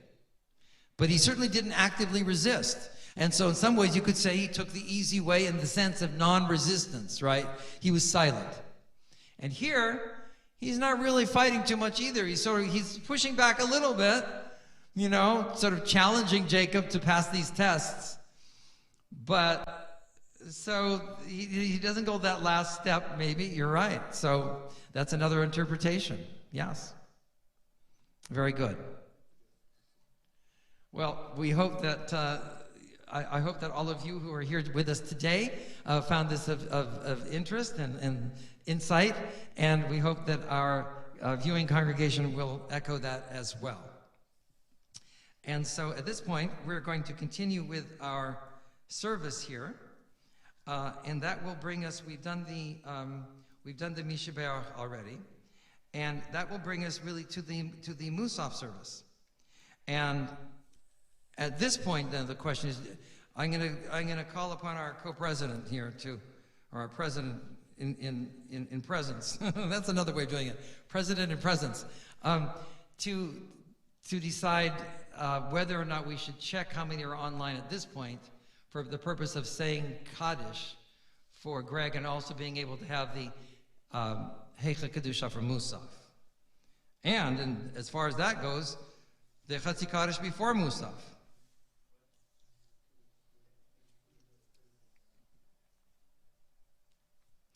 So, they would count Hebrew letters of the Hebrew alphabet sometimes. So, Aleph, Bet, Gimel, Dalet, Hey, Vav, Zion. We are Zion, which is 7. I did it anyway. What? Yes.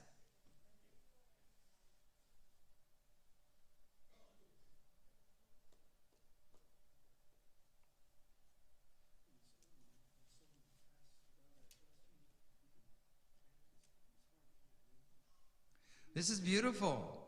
I'll tell you what, I was just handed for our viewing congregation. I think I'm going to use the term viewing congregation rather than viewing audience in the future, because this is not a play, it's a worship service. And we are all extended members of a congregation. Even those not members formally of the congregation, we are the congregation at large of Judaism, and even if Christians are watching, of Jews and Christians in fellowship. So it's the larger congregation of God-fearers, God-recognizers, God-worshipers. What do you think of that? Thank you.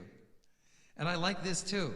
Inasmuch, Greg, as by virtue of taking upon yourself the mitzvah here of being the designated representative, the shaliach of Tan, help me out, Tana or Tan? Tana, with the of Tana, for Kaddish. If we don't end up having a minyan, then I actually am going to ask you to read this. And yes, it's very nice. But I had heard it before I knew about Lev Shalem, so, you know. Right, exactly. And I can help you with the Hebrew if we have certain, the first couple lines there. We are 7. We have 3. Online? Isn't that interesting? We have a minyan online. There are 3 online. Wow, each of those 3 is so crucial. Very, very good. Okay. That having... Was your wife on, Jeff? Is she on? No, I just put Jeff came in. Oh, yes, I know. Exactly. Yes. Okay, good. So, page 354, the Chatzi Kaddish before Musaf. יתגדל ויתקדש שמי רבה בעלמא דברה חירותי וימליך מלכותי בחיי חון וביומי חון ובחיי דכל בית ישראל בגלה ובזמן קריב ויאמרו אמן. יהי שמי רבה מבורך לעולם ולעולם עולמיה יתברך יתברך וישתבח ויתפאר ויתמה ויתנשא ויתהדר ויתעלה ויתהלל שמי דקודשה בריחו לילה מן כל ברכתה ושירתה תושבחתה ונחמתה דמירן בעלמה ויאמרו אמן. Please rise as we turn to page 357 and face. The Amidah is one of the 3 times that we faced our eastern wall. That was a very good question that Dan and I discussed a couple weeks ago. The Baruch Hu, the Amidah. Of course, you have the Shachar, the Amidah, and then Musaf if you do both. But as a category, the Amidah, so the Baruch Hu, the Amidah, and then, of course, Aleinu. Now we are on page 357. And just before we begin, we want to thank Tamara. Thank you so much. We appreciate it here from Life Spring. Thank you. כי שם אדוני יקרא, הבה גודל אלוהינו, אדוני שפתי תפתח, ופי יגיד תהילתך. ברוך אתה אדוני, אלוהינו ואלוהי אבותינו, אלוהי אברהם, אלוהי יצחק, ואלוהי יעקב, אלוהי שרה, אלוהי רבקה, אלוהי רחל, ואלוהי לאה, האל הגדול, הגיבור והנורא, אל עליון, כה מלך חסדים טובים וקונה הכל, וזוכר חסדי אבות, ומביא גואל לבני בניהם למען שמו באהבה, מלך עוזר ומושיע ומגן, Baruch Ata Adonai, Magen Avraham ve'Ezrat Sarah. Ata Giborei Olam Adonai, Mechayei Metim Ata Rab Loshia. Mashiv HaRuach, Morid HaGashem. Mechalkel Chaim Bechesed. Mechayei Metim Berachamim Rabim. Somech Noflim Verofei Cholim. Umatir Asurim. ומקיים אמונתו לשני עפר מחמוך בעל גבורות ומדומה לך מלך ממית ומחיה ומצמיח ישועה ונאמרת לחיות מתים ברוך אתה אדוני מחיי המתים. Page 358. נעריצך ונקדישך כסוד שיח שרפי קודש המקדישים שמך בקודש ככתוב על יד נביאך וקרא זה אל זה ואמר קדוש קדוש קדוש אדוני צבאות מלך כל הארץ כבודו. כבודו מלא עולם, משרתיו שואלים זה לזה, היה מקום כבודו, לעומתם ברוך יאמרו, ברוך כבוד אדוני ממקומו. ממקומו יבן ברחמים. ממקומו יבן ברחמים. ויכון עם יחד עם שמו ערב הבוקר בכל יום תמיד פעמיים ביבה שמה אומרים שמה ישראל אדוני אלוהינו אדוני אחד הוא אלוהינו הוא אבינו ומלכנו ומושיענו והוא ישמיענו ברחמיו שנית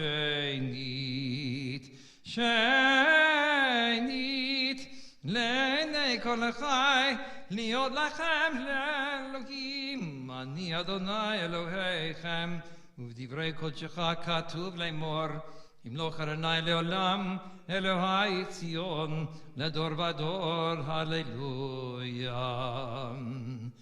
לדור ודור לדור ודור לדור ודור נגיד גודלך ולנצח נצחים ולנצח נצחים קדושתך נקדיש לדור ודור לדור ודור לדור ודור נגיד גודלך ולנצח נצחים ולנצח נצחים קדושתך נקדיש ושבחך אלוהינו מפינו לא ימוש לעולם ועד כי אל מלך גדול כי אל מלך גדול וקדוש אתה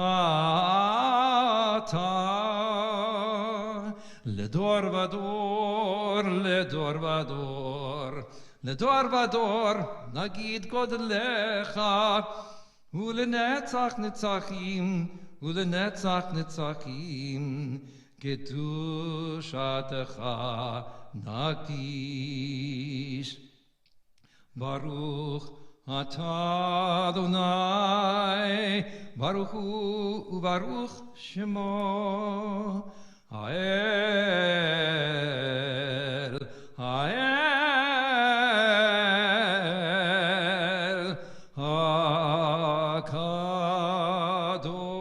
הקדוש אמן.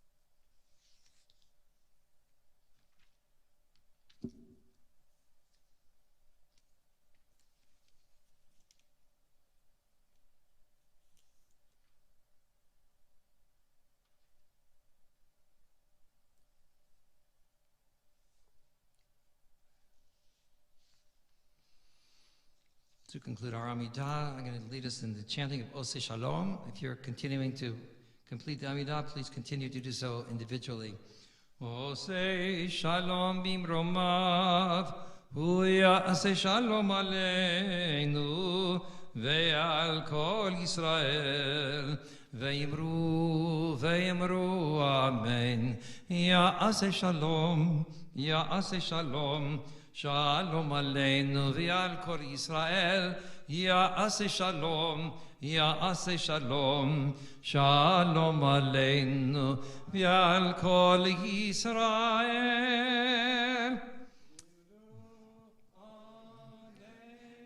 Please be seated. Page 372.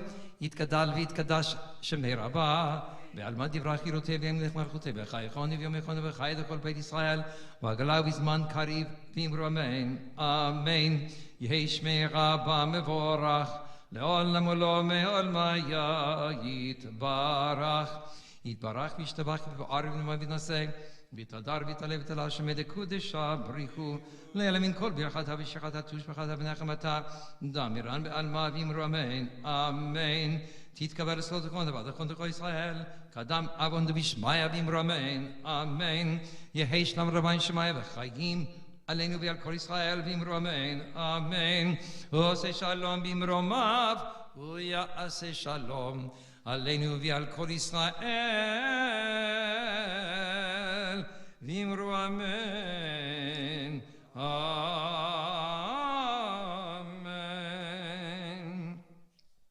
And at this time, we'll invite you to turn to page 400.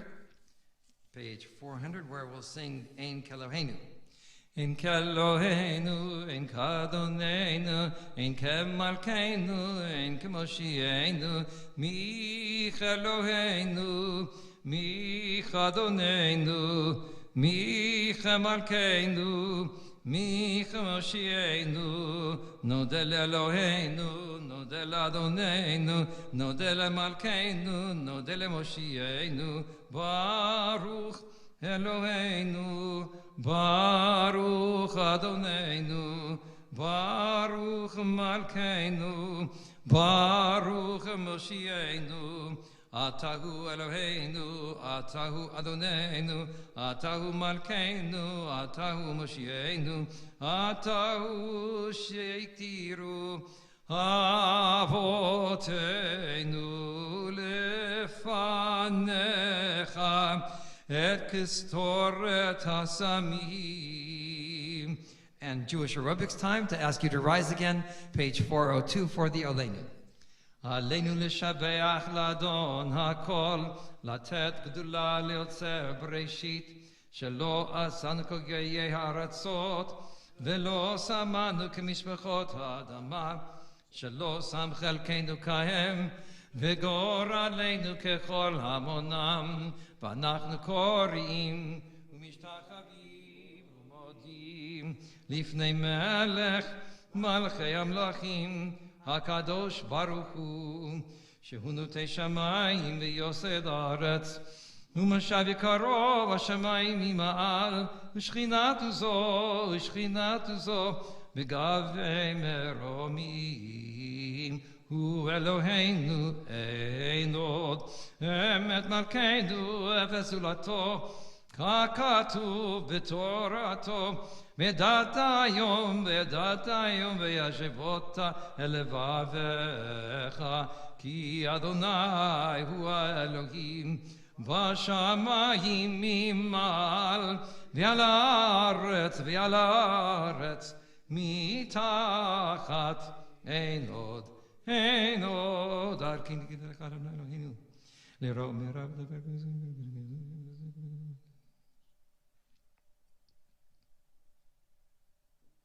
כי המלכות שלך היא למעט תמלוך בכבוד, ככתוב בתורתך, אדוני ימלוך לעולם ועד, ונאמר, והיה אדוני למלך על כל הארץ, ביום ההוא יהיה אדוני אחד, ושמו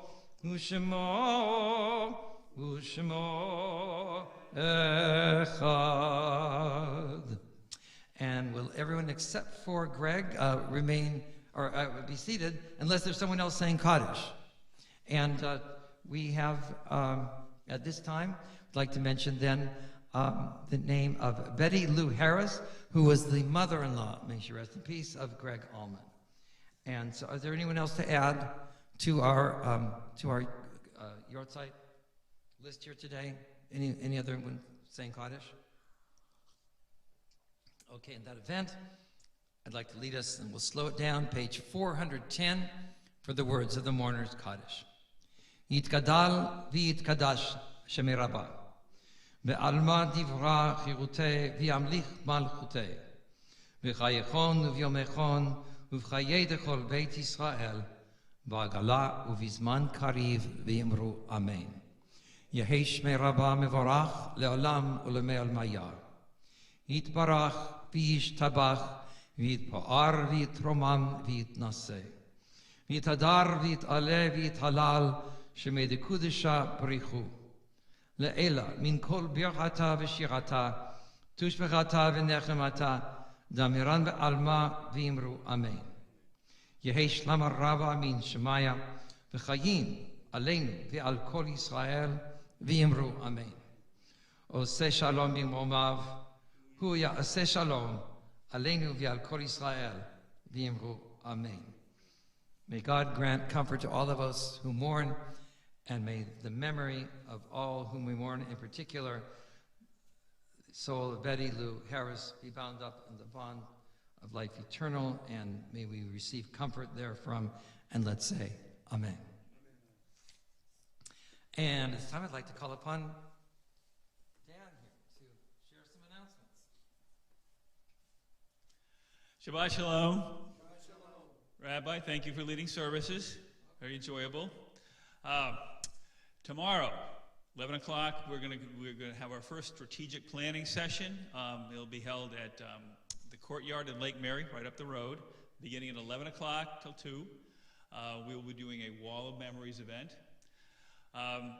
Next Shabbat, we're going to be having a Havarah at the home of Sandy and Steve Weinstein up in Lake Mary, so we'll be sending out information on that. Memory serves that it'll begin at 6:30, not 7:30, but watch for the announcement. And then the Jewish Film Festival at the Enzion, we are, I guess the Sociables is attending together, so you have until tomorrow to contact Lois Smith if you'd like to go along with the group. Other than that, Shabbat Shalom.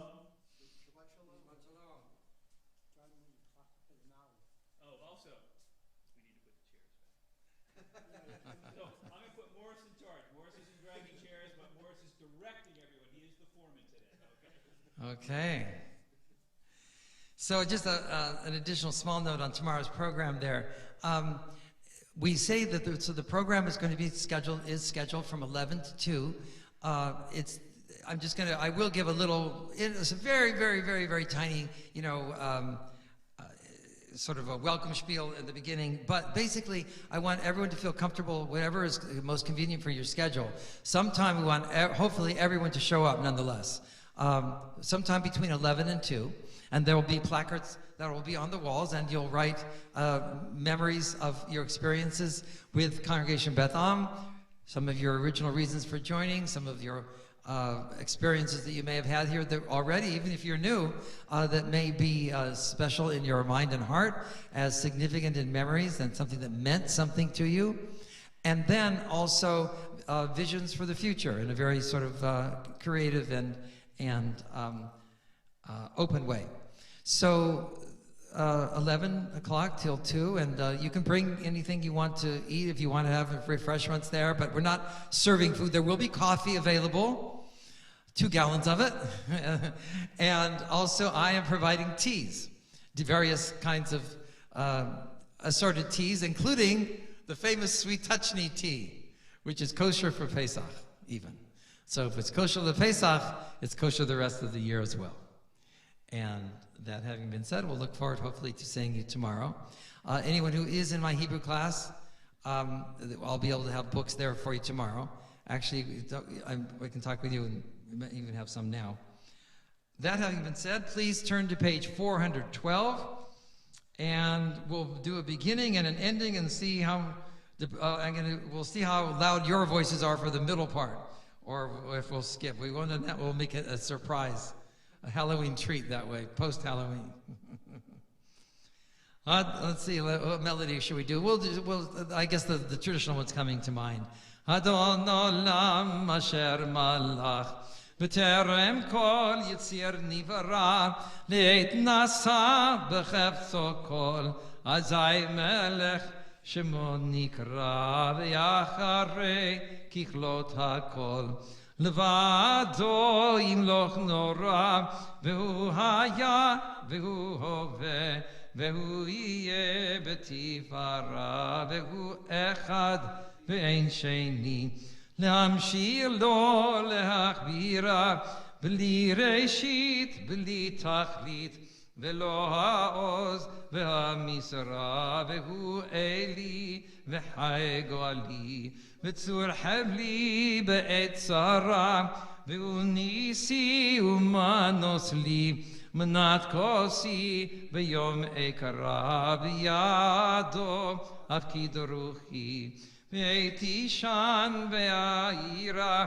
ועם רוחי גביעתי אדוני לי ולא יירא. שבת שלום.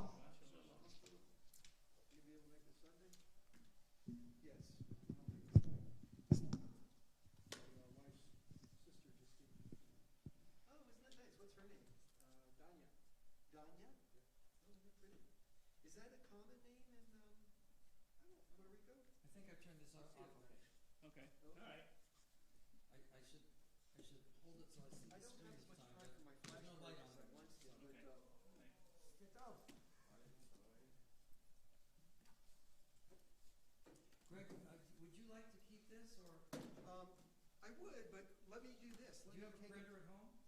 You can print me out a copy. Yeah. Oh, and I can bring it tomorrow. That'd be great. Wonderful. Yes. Yeah, is your printer a color one? Yes. Because I like the red there. Yes. The red on the black. Yeah. I keep a copy in my siddur. That's very nice. For, Yeah. How are you doing? ¿Cómo está? Very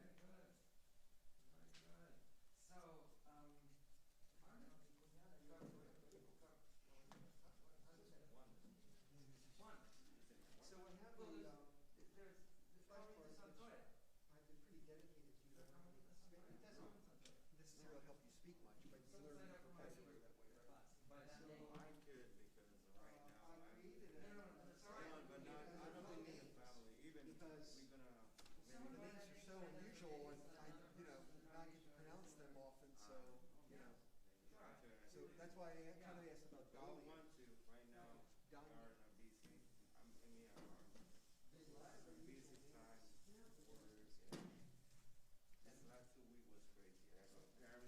Does she look like Jackie? I'll tell you about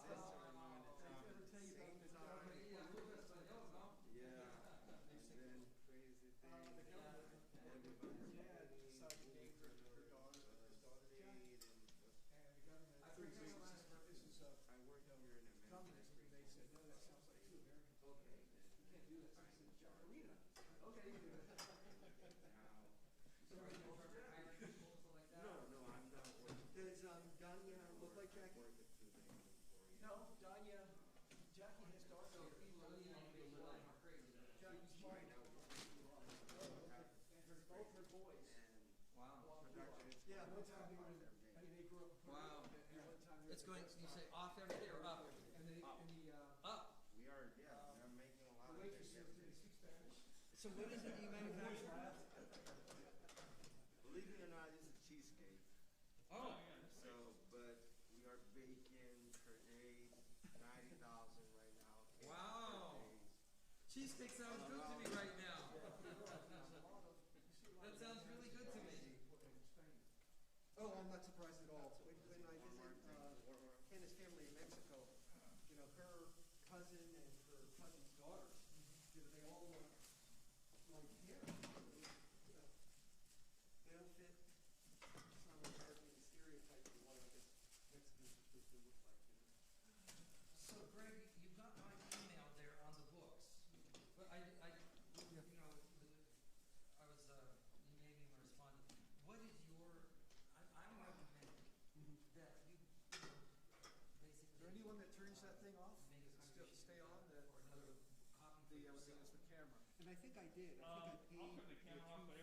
$25 for There's each one of thing us. I'll Oh, shut did you? down. Great, Yes, I great, did. great. Yes. So I appreciate that. That will, yes, I didn't want to. basically, yeah, so that $15 that is for the cost of the supplies and materials, and then I put it together, on my own. Yeah. And then $10 goes to the creative program. They go in the same. Which I thought was wonderful. I know I was It's very the right glad. thing to do, and sometimes I've been a little remiss, so, I owe them some money there, so, yeah. Yeah. So this would be, and Pretty Mark. and that way you don't have to be sitting next to Tan at the same time. You can be sitting across from her, which is really the traditional way you study. That's really across from each other. And that way you're right next to each other, you're pointing right next to each other. It's Yeah. for the sake of the study of discipline, it's better to have the back and forth across from each other. Yeah, and I'm like, look, we're all making an investment. We're all part of a class. It's really appropriate that I have the. Yeah, I guess in the scheme of things, the amount of investment is tiny compared to the benefit of lifelong. Yeah. And when you think of the amount of, time, money, energy that you spend in school, 3-6 years still not learning shit. Right? You'll be surprised at the end, how much you learn. I mean, they have to study. But at the beginning, And with me being there, one, I'm seeing how you're doing this, and of course, right, because maybe it's a potential, it's not impossible that you could teach it in the future. and Especially people who are bar mitzvah students in the future. In other words, you might yeah, be and, designated, and maybe the families would even pay. sure, and I'll understand. It's like, oh, here's what you need. Here's what I want to ensure that you're learning and thinking about Tana over the next week, because she's enthusiastic. I want her to get everything she can out of the class. You would have been so proud of her when she had her adult b'nai mitzvah, right? Bat mitzvah. Yeah. And reading a portion of the Haftarah, intro, reading a portion of the Torah. Was she reading it with English transliteration? No, she was reading the Hebrew. So she'll have a relatively easy time then. Tell her the hardest part, the hardest challenge of this now, because that was how many years ago? Well, it was quite a few years ago. It was probably But like the hardest 8 part, years ago now. the So hardest part is going to be just to have the discipline for simple things. We're going to move it fast along, but still at the very beginning, the first couple of weeks, you're doing ba, and I want them to really do it. yeah. I want them to really do it and not think, well, I don't have to do this because it's so simple and it's chemical. No. It's simple, but not simplistic. Okay.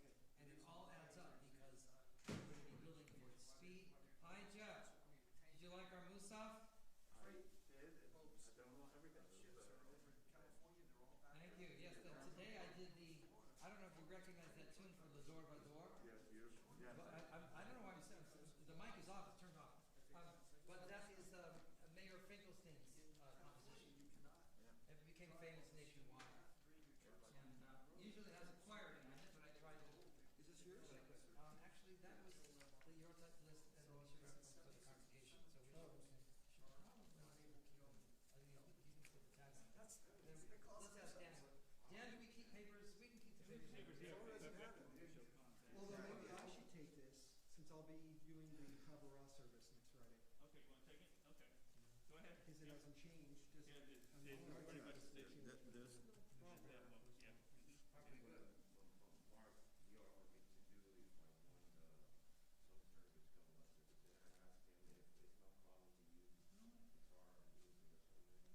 So, are you talking about for the Chavurah? Why don't we do it side to side? Yes. Because you're just bumping up your feet against the Kabbalah Shabbat. Okay, so the things before the barbecue, is that what you're saying? What about it? I was going to get the help. Oh, well, So this congregation has allowed music on Shabbat, and actually once a week they want me to come and bring my guitar in. But the problem is, when it's here, we're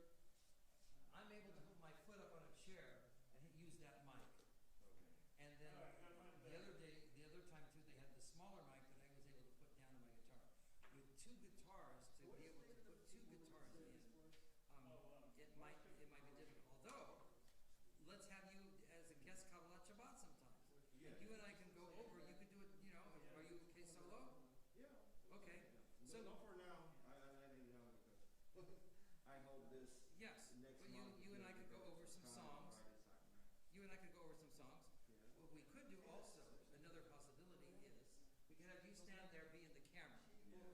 And I could be on the other side playing a little background, but you would still be the star. Because I have a. Oh, well, that's interesting. The problem is it wouldn't be able to go through their system here, so we need to go through their, because we're live streaming also. Yeah. But sure, I'd be open to that, yeah, we'd be open, that'd be fine, you could do that. You play nicely, you have a nice feeling for it, so we just go over certain things that you might wanna do. We don't even have to do the regular songs that night. We could do something, the songs that you might wanna do is sort of well, then we would just skip to the bar. We make it more creative that way. Okay, so you can sort of keep me posted down the line. Yeah. And even the class too, because right now I'm very busy. That's fine, I And this is a understand. busy time now, Thanksgiving too. Yes, exactly. Lots of people want the cheesecake for Thanksgiving. Holidays too, so. Yeah. Quick question. They talk about. Actually, he was here Oh, first. sorry. That's all right. No, I don't know what you want to do with the class. How you spend? Estoy bien. You don't need to take it. No, this class you don't need to take. Okay. The second part, when I get that going, that might be a bit real Yeah, interesting. okay. Because I don't know how much Hebrew you actually you can read it very well, and you can chant the Torah. I don't know how much you're actually understanding. At the same time, my parents, Some, my yes, some. Oh. And then So my you would find the second, house. something that's never been done. What I envision has never been done before the same way. Yeah, we discussed, you said you weren't sure whether they pay for me to go. That's nice. Yeah. That's The really first nice. one. The first one you It's a definitely nice don't vision need. of. The first one you definitely getting need. together. Does Sheila want to do it, the first one? Yeah. Does she want to? How's her Hebrew reading? And then after, so. Not interested, part of okay. that, What, okay, yeah, you definitely don't need the first one. No. You don't Yeah, definitely. people. Second one I might find very So interesting. problem in it. But look, you're here. I don't know what your level of Hebrew is. About half, I can read about forget 50%. I mean, I can read fine, and I'm a Torah reader, I was but I thinking also. even this morning, because I've got I think I had the afterwards. It was Okay, like, but I'm it's- trying to remember- It's just I think did I restful, hear you read one? reassuring, Read a little peaceful. bit for me? When you come in, it's like, okay, I know what I'm doing. I was suggesting, for here, the here next to a seat door. 2 hours or however Oh, long. they put you the know. seat door in. I'm here, I'm focusing on that, I can let I was going to have, everything I seem else. to remember that Sorry. what I Easy slide, suggested you know. for you in the class,